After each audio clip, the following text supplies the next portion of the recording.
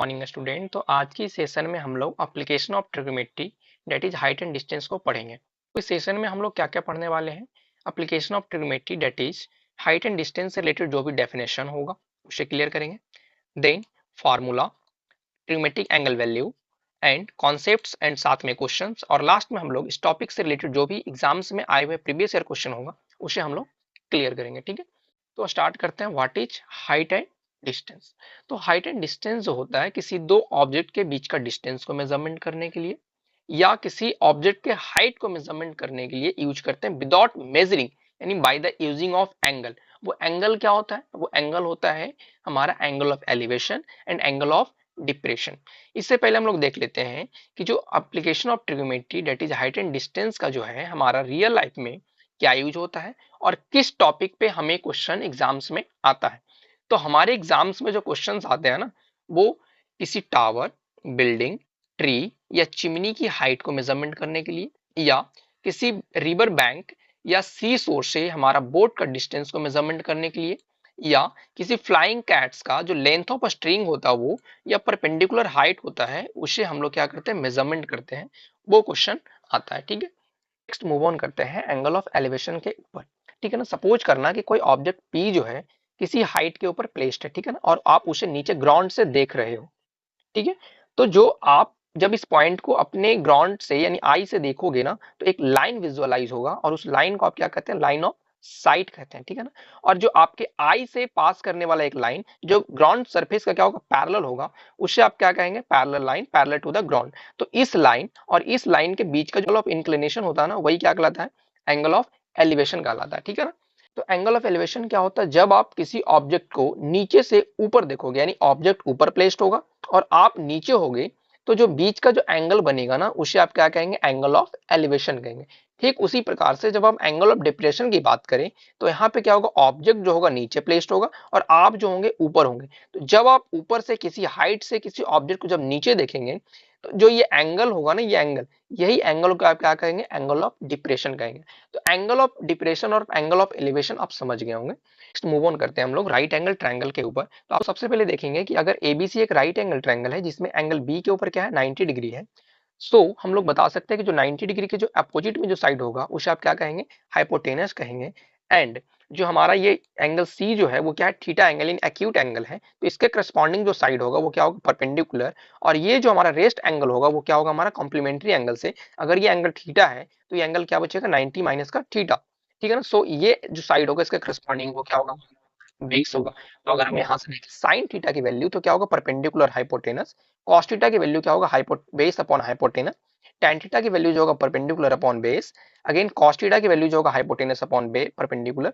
Again sec theta की value जो होगा hypotenuse upon base. And cot theta की वैल्यू जो होता है बेस अपॉन परपेंडिकुलर, जो कि tan थीटा का क्या होता है? अपोजिट होता है। ठीक है ना, अच्छा, अगर हम क्या करें कि एंगल इस राइट एंगल ट्रायंगल में एंगल्स को इंटरचेंज कर दे, यानी एंगल सी को हम लोग एक्यूट एंगल ना कंसीडर करके, नहीं थीटा कंसीडर ना करके एंगल ए को कंसीडर करें, तो जो हमारा बेस और परपेंडिकुलर होगा ना वो उसके अकॉर्डिंग क्या होगा? चेंज हो जाएगा, बट हाइपोटेनस होगा एजिटिक रह जाएगा। ठीक है ना, हाइपोटेनस होगा वो क्या होगा? एजिटिक होगा। तो ये हमारा एंगल ट्रायंगल एबीसी में AC जो होगा क्या होगा? हाइपोटेनस होगा। एंड BC जो होगा इस थीटा के करस्पॉन्डिंग साइड हमारा क्या होगा? परपेंडिकुलर होगा। एंड जो AB होगा इस 90 डिग्री माइनस थीटा के करस्पॉन्डिंग हमारा क्या होगा? बेस होगा। सेम अगर हम फॉर्मूला लगाएंगे तो साइन थीटा की वैल्यू परपेंडिकुलर हाइपोटेनस जो कॉसेक थीटा के अपोजिट होता है। अगेन कॉस थीटा जो होगा base upon hypotenuse. tan theta की वैल्यू जो होगा perpendicular upon base. Again cosec theta की value hypotenuse upon perpendicular. sec theta की वैल्यू जो होगा hypotenuse upon base. And cot theta की वैल्यू जो होगा बेस अपॉन परपेंडिकुलर होगा। ठीक है, नेक्स्ट मूव ऑन करते हैं। राइट एंगल ट्रायंगल में कुछ कॉम्प्लीमेंट्री एंगल फॉर्मूले भी होते हैं। कॉम्प्लीमेंट्री एंगल फॉर्मूला क्या होता है? जो साइन थीटा जो होता है वो cos 90 डिग्री माइनस थीटा के बराबर होता है। अगेन cos थीटा जो होता है sin 90 माइनस थीटा के बराबर होता है। अगेन tan थीटा जो होता है cot 90 माइनस थीटा के बराबर होता है। एंड cosec थीटा जो होता है sec 90 डिग्री माइनस का थीटा होता है। अगेन sec थीटा जो होता है cosec 90 डिग्री माइनस का थीटा होता है। एंड cot थीटा जो होता है tan 90 डिग्री माइनस का क्या होता है? थीटा होता है। तो हम लोग ट्रिग्नोमेट्रिक एंगल वैल्यू देखेंगे कि अगर आप थीटा की वैल्यू 0 डिग्री पुट करते हैं तो साइन 0 की वैल्यू जो होता है 0, साइन 30 डिग्री की वैल्यू जो होता है 1/2, साइन 45 डिग्री की वैल्यू जो होता है 1/√2, साइन 60 की वैल्यू जो होता है 1√3/2 एंड साइन 90 डिग्री की वैल्यू जो होता है 1, जो कि क्या होता है मैक्सिमम वैल्यू होती है। ठीक है, यानी अगर पूछे कोई कि साइन थीटा की मैक्सिमम वैल्यू कब होती है, तो जब थीटा की वैल्यू क्या होगा 90 डिग्री, और मिनिमम वैल्यू कब होती है, तो मिनिमम वैल्यू 0 नहीं होता। मिनिमम वैल्यू जो होता है आप जब क्लास 11th में जाओगे तो पढ़ोगे कि साइन थीटा की जो मिनिमम वैल्यू होती है वो -1 होती है। ठीक है ना, या तो जो -90 पे मिलती है या तो हमारा 180 डिग्री पे मिलती है। ठीक है, तो नेक्स्ट है कॉस थीटा की वैल्यू। अगर कॉस थीटा की जगह पे अगर थीटा के प्लेस पे अगर 0 सब्स्टिट्यूट करेंगे तो कॉस 0 की वैल्यू क्या होगा 1 होगा, जो कि मैक्सिमम होगा। यानी कॉस थीटा जो होता है 0 डिग्री एंगल पे क्या होता है मैक्सिमम होता है। एंड कॉस 30 डिग्री की वैल्यू जो होगा √3/2, कॉस 45 डिग्री की वैल्यू 1/√2, कॉस 60 डिग्री की वैल्यू क्या होगा 1/2 एंड कॉस 90 की वैल्यू क्या होगा 0 होगा। यानी अगर आपसे पूछे कि कॉस 0 कब होगा, तो कॉस 0 जो होगा 90 डिग्री एंगल पे होगा। ठीक, उसी प्रकार से tan थीटा जो होता है tan 0 0, tan 30 डिग्री होता है 1/√3 एंड tan 45 जो होता है 1, tan 60 डिग्री जो होता है √3 और tan 90 जो होता है नॉट डिफाइंड, यानी डिफाइन नहीं होता। देखो tan एक्चुअल होता क्या है, tan जो होता है वो होता है क्या, tan जो होता है पर्टिकुलर बेस या तो sin थीटा अपॉन में क्या होता है cos थीटा, यानी जो tan थीटा जो होता है sin थीटा को जब cos थीटा से डिवाइड करोगे ना तो ये क्या बनेगा tan थीटा। तो जब आप 1 को 0 से डिवाइड करोगे तो हमेशा क्या होगा नॉट डिफाइंड, किसी नंबर को आप 0 से डिवाइड करते हो तो हमेशा वो नंबर क्या होता है डिफाइन नहीं होता।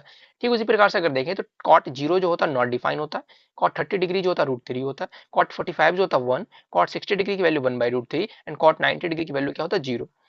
सिमिलरली अगर देखें हम लोग तो सेक 0 की वैल्यू 1, सेक 30 डिग्री की वैल्यू 2/√3, जो हमारा क्या होगा कॉस 30 डिग्री का क्या होगा अपोजिट होगा, कॉस 45 की वैल्यू √2, कॉस 60 डिग्री की वैल्यू 2 एंड कॉस 90 की वैल्यू क्या होगा नॉट डिफाइन होगा। 0 का उल्टा क्या होगा नॉट डिफाइन। ठीक है, 0 का उल्टा क्या होगा नॉट डिफाइन। कॉसेक थीटा की वैल्यू क्या होगा, कॉसेक 0 की वैल्यू होगा नॉट डिफाइन, जो कि साइन थीटा में 0 के प्लेस पे क्या होता था, साइन 0 की वैल्यू 0 होती थी ना, तो कॉसेक थीटा की वैल्यू क्या होगी कॉसेक 0 की, तो कॉसेक 0 के प्लेस पे क्या होगा नॉट डिफाइन होगा। ठीक है, कॉसेक 30 डिग्री की वैल्यू क्या होगा 2, कॉसेक 45 डिग्री की वैल्यू क्या होगा √2, कॉसेक 60 डिग्री की वैल्यू क्या होगा 2/√3 एंड कॉसेक 90 की वैल्यू क्या होगा 1 होगा। ठीक है, नेक्स्ट मूव ऑन करते हैं। अब हम लोग इस पे रिलेटेड कुछ क्वेश्चन कर लेते हैं। क्वेश्चन क्या है कि a ladder 50 metre long just reach the top of a vertical wall if the ladder makes an angle of 60 degree with the wall, then calculate the height of wall. समझना, आपको ना इस क्वेश्चन करने से पहले आपको थोड़ा प्रैक्टिकल होना पड़ेगा। सपोज करना कि आपने थोड़ा सा पहले के टाइम में आपने देखा होगा कि हमारे पास ना लकड़ी वाला लैडर होता था। आज के लैडर नहीं, आज तो कंक्रीट के लैडर होते हैं ना, लकड़ी वाला लैडर होता था। तो वो क्या होता किसी बॉल के रिस्पेक्ट में वो क्या होता था प्लेस किया जाता था इस तरीके से, इस तरीके से। ठीक है ना, इस तरीके से। तो यहाँ पे हमने क्या मान लिया कि बीसी जो है क्या है बॉल है। ठीक है, और जो हमारा एसी जो है क्या है लैडर है, जिसकी लेंथ हमें क्या गिवन है 15 मीटर है। ठीक है ना, तो ये लैडर जो है बॉल के साथ कितना डिग्री का एंगल बना रहा है, ladder makes an angle of 60 degree with the ball. ठीक है ना, यानी जो लैडर है इस बॉल के साथ कितना डिग्री का एंगल बना रहा है 60 डिग्री का बना रहा है। तो हमसे पूछ रहा है कि हाइट ऑफ बॉल यानी जो बीसी की लेंथ होगा वो क्या होगा। तो हमें सबसे पहले ये समझना होगा कि ये साइड और ये साइड में हमें कौन सा ट्रिग्मेटिक रेशियो जो है रिलेशन देता है। तो हमें पता है कि सबसे पहले ये साइड और ये साइड निकालने के लिए सबसे पहले हमें ये एंगल फाइंड करना पड़ेगा। अगर ये एंगल फाइंड करना है तो आपको पता है कि ये एंगल 90 डिग्री है और ये एंगल 60 डिग्री है, तो ये एंगल कितना हो जाएगा, ये एंगल जो होगा एंगल बीएसी जो होगा 180 डिग्री माइनस का 90 माइनस का 60 होगा, जो कि 30 डिग्री का क्या होगा इक्विवेलेंट होगा। सो अगर हम ये एंगल को अगर 30 डिग्री कैलकुलेट कर लेते हैं तो यहाँ से अगर मैं ये एंगल ये साइड और ये साइड में रिलेशन बनाऊं तो ये क्या बनेगा साइन का रिलेशन बनेगा। तो यहाँ पे एंगल की जगह पे थीटा ना होकर के 30 डिग्री है, तो साइन 30 की वैल्यू क्या होगा परपेंडिकुलर अपॉन हाइपोटेनस, यानी परपेंडिकुलर की जगह पे बीसी है और हाइपोटेनस की जगह पे एसी है। सो हमारा क्या बन जाएगा बीसी अपॉन में एसी, और साइन 30 डिग्री की वैल्यू अभी मैंने बताया कि साइन 30 डिग्री की वैल्यू जो होता है 1/2 होता है। क्या होता है 1/2 होता है। तो साइन 30 की प्लेस पे 1/2 प्लेस कर देंगे। अगर बीसी हमें फाइंड करना है और एसी की वैल्यू हमें क्या पता है 15 पता है 15 पता है। तो यहाँ से जब क्रॉस मल्टीप्लाई कर देंगे तो 2 times of BC equal to क्या हो जाएगा 15। सो बीसी की वैल्यू जो हो जाएगा 15/2, या तो हम लोग इसको लिख सकते हैं 7.5। ठीक है ना, 7.5 मीटर। नेक्स्ट क्वेश्चन पर मूव ऑन करते हैं। नेक्स्ट क्वेश्चन है in the given figure A B is 6 metre high, यानी ये एक हमारा क्या है एक पोल है जिसका लेंथ क्या है 6 मीटर है। ठीक है, and C D is the ladder inclined at the angle of 60 degree. और आप इस तरीके से एक लैडर लगाते हैं, क्या लगाते हैं इस तरीके से लैडर लगाते हैं सीढ़ी लगाते हैं, वही क्या वुडन वाला। ठीक है ना, तो हॉरिजेंटल सरफेस पे ना इस पॉइंट तक ही वो रीच कर पाता है। ठीक है, if the AD is 2.54 metre और एडी की जो लेंथ है इतना रीच करना रह जाता है 2.54 मीटर। तो आपसे पूछ रहा है कि find the length of ladder, तो आपको लेंथ ऑफ लैडर पूछ रहा है, यानी इस पॉइंट का हाइट पूछ रहा है। तो सपोज कर लेना कि अगर आपका लेंथ एडी जो है 2.54 है और टोटल एबी जो है 6 मीटर है, तो आप यहाँ से डीबी की वैल्यू क्या फाइंड कर सकते हो, डीबी या बीडी की वैल्यू फाइंड करोगे, एबी माइनस का एडी दैट इज 6 माइनस का 2.54 दैट इज 3.46 मीटर। अगर हम देखें इन राइट एंगल ट्रायंगल डीबीसी में, अगर ये पॉइंट बी पे राइट एंगल है तो ये क्या होगा, हाइपोटेनस, और ये क्या होगा, परपेंडिकुलर होगा। सो अगर हम ये एंगल साइन 60 डिग्री अगर हम अप्लाई करें तो क्या बन जाएगा, perpendicular upon hypotenuse that is BD upon DC. So यहाँ से क्या बनेगा, √3/2, यानी साइन 60 की वैल्यू क्या होता है, साइन 60 की वैल्यू जो होता है हमारा √3 क्या होता है, 2 होता है, ठीक है ना। साइन 60 की वैल्यू क्या होगा, √3/2। तो यहाँ से साइन 60 की जगह पे 1√3/2 रख देंगे इक्वल टू, अगेन बीडी की वैल्यू हमें यहाँ से फाइंड किया था 3.46 अपॉन में क्या हो जाएगा डीसी, डीसी की वैल्यू हमें कैलकुलेट करना, जब क्रॉस मल्टीप्लाई करेंगे तो √3 into D C equal to 3.46 into क्या हो जाएगा 2।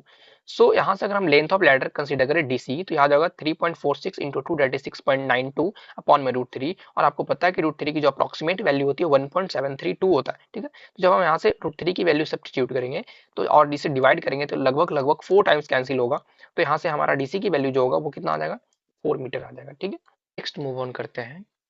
The angle of depression of two ships from the top of a lighthouse and on the same side of it are found to be 45 degree and 30 degree if the ships are 200 metre apart, find the height of. Suppose करना कि एक हमारा ये क्या है, ए भी एक light house है, ठीक है ना। लाइट हाउस समझते हो ना, कि जो हमारा सी के किनारे यानी सी शोर पे जो सीप की जो देख रेख करने के लिए जो हमारा बिल्डिंग होता है उसे आप क्या कहते हैं, लाइट हाउस कहते हैं। तो ये लाइट हाउस है जो किसी सी के किनारे है।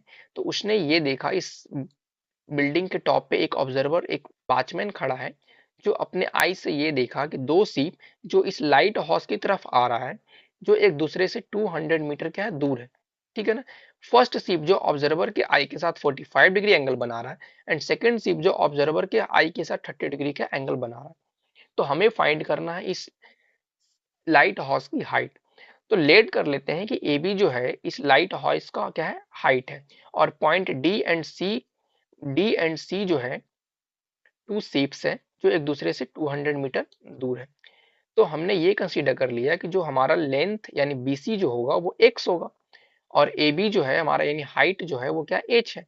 तो अगर हम देखें इन right angle triangle ABC, right angle triangle ABC में देखेंगे तो tan 45 डिग्री लगाएंगे, क्यों, क्योंकि ये एक्स है और ये क्या एच, और ये साइड में जो रिलेशन होता है वो किसका होता है, tan का होता है, ठीक है ना। तो tan 45 डिग्री अगर अप्लाई करेंगे तो ए बी अपॉन क्या हो जाएगा, बी सी, और tan 45 डिग्री की वैल्यू जो होता है कितना होता है, 1 होता है, ठीक है। आप टेबल में देख सकते हैं। अगेन ए बी की वैल्यू आपने क्या कंसीडर किया था, H, and A B C की वैल्यू आपने क्या लेट किया था, एच एक्स। सो एक्स की वैल्यू यहाँ से कितना हो जाएगा, एच। इसे आप इक्वेशन नंबर फर्स्ट कंसीडर कर लेंगे। Now in right angle triangle ABD, इस पूरे राइट एंगल ट्रायंगल में, पूरे बड़े वाले ट्रायंगल में अगर आप फिर से tan लगाएंगे, tan 30 डिग्री, तो यहाँ से क्या मिल जाएगा, A B upon B D, क्योंकि एंगल क्या था, 30 डिग्री था, और ए बी क्या है, एच, अगेन बी डी क्या हमारा टोटल लेंथ, ये एक्स, और ये क्या है 200। तो 1/√3 इक्वल टू क्या हो जाएगा, एच अपॉन एक्स प्लस का क्या हो जाएगा, 200। सो जब यहाँ से मल्टीप्लाई करेंगे तो √3 into H, √3h equal to 1 into X plus का 200 क्या हो जाएगा, एक्स प्लस का 200। सो यहाँ से कितना हो जाएगा, √3h equal to H plus का 200, एच हमने एक्स के प्लेस में सब्स्टिट्यूट किया फ्रॉम इक्वेशन नंबर 1, ठीक है। जब इसे आप प्लस वाले पार्ट को एलएचएस साइड से लिखाओगे तो √3 इंटू एच माइनस का एच इक्वल टू क्या हो जाएगा, 200। अगेन जब एच कॉमन लोगे तो √3 माइनस का 1 into H equal to 200। So H की वैल्यू कितना हो जाएगा, 200 अपॉन में √3 माइनस का 1। अगेन जब इसे आप रेशनलाइज करोगे तो कितना हो जाएगा, 1.73 प्लस का 1, यानी √3 की वैल्यू सब्स्टिट्यूट करोगे क्या हो जाएगा, 2.73, और नीचे क्या हो जाएगा, √3 माइनस का 1, √3 प्लस का 1, यानी हो जाएगा √3 का स्क्वायर माइनस का 1 का स्क्वायर, यानी 3 माइनस का 1 दैट इज 2। जब 2 से कैंसिल करोगे तो कितना बार में कैंसिल होगा, 100 टाइम्स। अगेन वहां से जब मल्टीप्लाई करोगे तो कितना हो जाएगा, 273 मीटर होगा, ठीक है, जो कि इस टावर का यानी इस हमारा जो लाइट हाउस होगा उसका क्या होगा, हाइट होगा। नेक्स्ट क्वेश्चन के ऊपर मूव ऑन करते हैं। In the figure A B is a 6 metre high pole, ठीक है, ए बी क्या है, हाई पोल है, ठीक है, and C D is the ladder, और ये सी डी जो है क्या है, लैडर है, inclined at the angle of 60 degree to the horizontal up to the point of D of pole. If the AD is equal to 2.54 metre, find the length of ladder. और आपको use करना है √3 की value 1.73। ठीक है, तो suppose कर लेते हैं कि अगर इन ट्रायंगल ABC में देखें तो क्या मिलेगा, AB क्या है परपेंडिकुलर और ये BC क्या है हमारा बेस है। So A B upon B C की जो वैल्यू मिलेगा वो tan 45 डिग्री होगा। सो tan 45 की वैल्यू 1 होगा एंड ए बी की वैल्यू हमें गिवन है 60 मीटर। तो यहाँ से बी सी जब कैलकुलेट करेंगे तो ये भी क्या होगा 60 मीटर होगा। Now in right angle triangle A B D देखें तो tan 30 डिग्री की वैल्यू क्या होता है। अगर हम ए बी डी ट्रायंगल में देखें तो tan 30 डिग्री क्या हो जाएगा, tan 30 डिग्री जो होगा ए बी अपॉन में क्या हो जाएगा बी डी, और बी डी जो है किसके इक्विवेलेंट है बी सी प्लस का सी डी। तो यहाँ से अगर हम बी डी कैलकुलेट करें तो tan 30 डिग्री और 1/√3 इक्वल टू ए बी की वैल्यू 60 एंड बी डी हमें कैलकुलेट करना है। तो यहाँ से जब सॉल्व करेंगे तो बी डी की वैल्यू हो जाएगा 60√3, again B D equal to क्या हो जाएगा 60, और यहाँ से हमें पता है √3 की वैल्यू कितना हो जाएगा 1.73, जब कैलकुलेट करेंगे तो 103.92 हो जाएगा मीटर। ठीक है, यानी हमें बी डी की जो लेंथ आ जाएगा कितना आ जाएगा 103.92 मीटर। ठीक है, नेक्स्ट क्वेश्चन के ऊपर मूव ऑन करते हैं। Two ships are there in the sea on either side of lighthouse. ठीक है, फिर से लाइट हाउस का क्वेश्चन आ गया। एक ए बी क्या है लाइट हाउस है, और इस लाइट हाउस के दोनों तरफ क्या है दो नाव है यानी शिप्स है। ठीक है, जो इस ऑब्जर्वर को प्रतीत हो रहा फील हो रहा ऑब्जर्व हो रहा है कि एक शिप जो है ऑब्जर्वर के साथ 45 डिग्री का एंगल बना रहा है और दूसरा शिप जो है इस ऑब्जर्वर के साथ 60 डिग्री का एंगल बना रहा है। ठीक है, in such a way that ships and the light house are in the same straight line, और ये शिप्स और जो लाइट है ना लाइट हाउस ये दोनों एक स्ट्रेट लाइन में। ठीक है, the angles of depression of two ships are observed from the top of lighthouse कितना है 60 degree and 45 degree. If the height of lighthouse is 200 metre, और इस लाइट हाउस की जो हाइट है ना वो कितना है 200 मीटर। तो आपसे फाइंड करने के लिए बोल रहा है दोनों का बीच का डिस्टेंस, यानी आपको BC प्लस का BD यानी CD हमें क्या करना फाइंड करना है, यानी दोनों बोट के बीच का यानी दोनों शिप के बीच का डिस्टेंस क्या है। तो लेट कर लेते हैं कि AB क्या है हमारा एक लाइट हाउस है एंड C एंड D जो है टू क्या है शिप्स है। तो अगर हम देखें इन राइट एंगल ट्रायंगल ABC में तो आपको पता है कि ये क्या है 60 डिग्री, सॉरी ये क्या है 45 डिग्री है ना, ये राइट एंगल ट्रायंगल ABC है तो ये क्या है हमारा 45 डिग्री है। तो जब यहाँ से हम ये और ये हमें पता है तो अगर हम यहाँ से निकालेंगे क्या tan थीटा, तो यहाँ से tan 45 की वैल्यू क्या होगा AB अपॉन BC, और AB आपको कितना पता है AB जो है 1 है, AB जो है आपको 200 मीटर है और tan 45 की वैल्यू 1 होती है तो 1 इक्वल टू क्या होगा 200 अपॉन BC। सो जब आप यहाँ से BC कैलकुलेट करेंगे तो BC इक्वल टू क्या होगा 200 मीटर।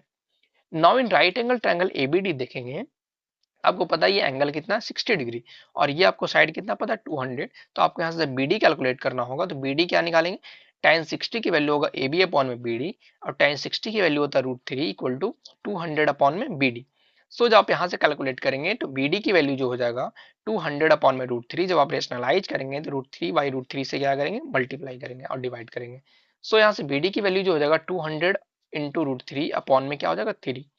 सो अगर हमें फाइंड करना है दोनों बोर्ड के बीच का डिस्टेंस यानी CD को, तो CD इक्वल टू जो होगा BC प्लस का BD यानी 200 प्लस का 200 √3 अपॉन में 3, 200 कॉमन ले लेंगे तो 1 प्लस का √3 अपॉन में 3 हो जाएगा। सो यहाँ से जब मल्टीप्लाई करेंगे और एलसीएम लेंगे तो यहाँ से कितना हो जाएगा 3 प्लस का 1.73 अपॉन में 3, यहाँ से जब सॉल्व करेंगे तो कितना हो जाएगा 200 इंटू 3 प्लस का 1.73 हो जाएगा 4.73 अपॉन में 3।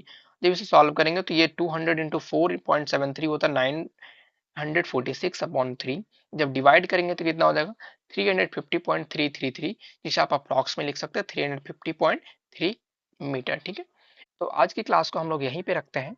अगर आपको क्लास पसंद आया है तो क्लास को लाइक करें, और अगर आप चैनल्स पे नए हैं तो चैनल्स को सब्सक्राइब करें, और जो भी आपको क्वेश्चंस इस टॉपिक से रिलेटेड जो भी आपको प्रॉब्लम आती है वो आप मुझे इस मेल आईडी पे क्या कर सकते हैं मेल कर सकते हैं, मैं आपको तुरंत रिप्लाई करूंगा। ठीक है, तब तक के लिए बाय, फिर मिलते हैं नेक्स्ट वीडियो में। Thank you.